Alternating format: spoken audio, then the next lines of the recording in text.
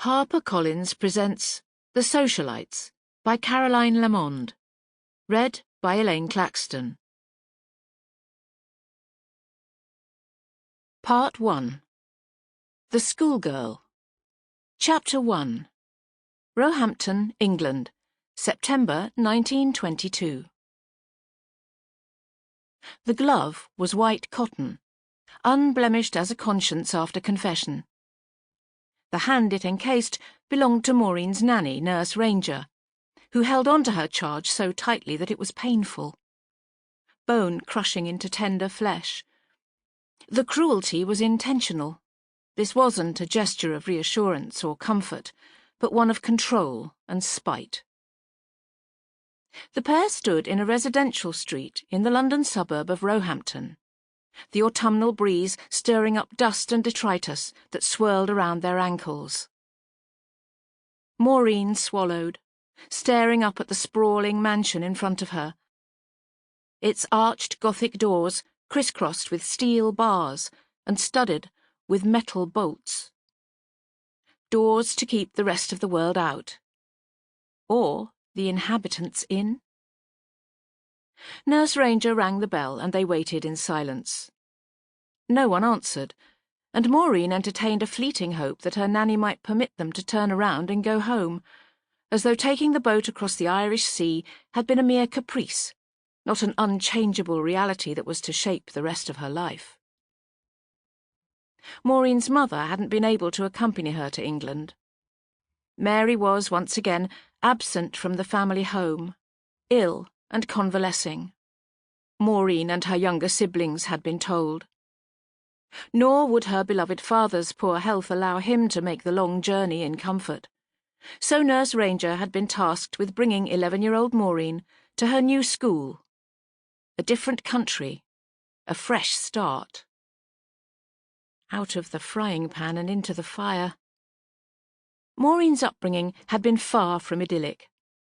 The O'Sullivan family had moved regularly, according to her mother's whims, but had now settled outside Dublin in a grey stone, castellated mansion overlooking the Irish Sea. Nurse Ranger was just one in a long succession of nannies to have passed through the household.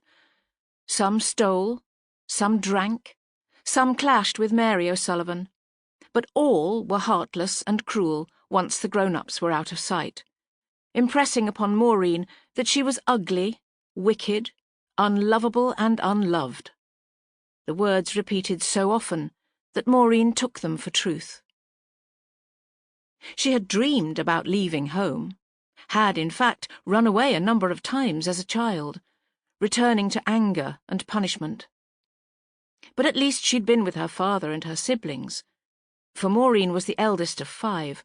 Others had been born and failed to survive infancy, which in part explained the great sadness that lived within her mother. And the landscape of Killiney was familiar to her. The rugged coastline and the sweeping bay, and the North Wicklow Hills beyond. The building in front of her now was austere and forbidding, and Maureen felt a surge of anger that she'd been sent here, away from everything she knew, as though she were being punished.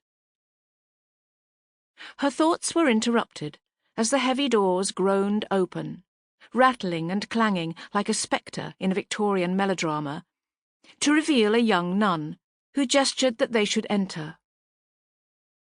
Maureen stiffened, reminded of the nuns at her convent school in Dublin, whom she'd hated with a passion, vowing to break every rule that they set. This woman radiated disapproval, though her features remained impassive, as she led them along a corridor that smelt of beeswax and incense. Maureen glanced up at Nurse Ranger, tight-lipped and sour-faced, her habitual expression. She was wearing a brown cloak, with a brown cloche hat, dullness blending into the monochrome walls of the convent like camouflage. Maureen was a veritable butterfly in her blue silk dress and red velvet cloak, a colourful interloper who didn't belong. Behind a wooden door lay a cavernous hall. Gloomy light fell in shafts through the narrow windows. Sample complete. Ready to continue?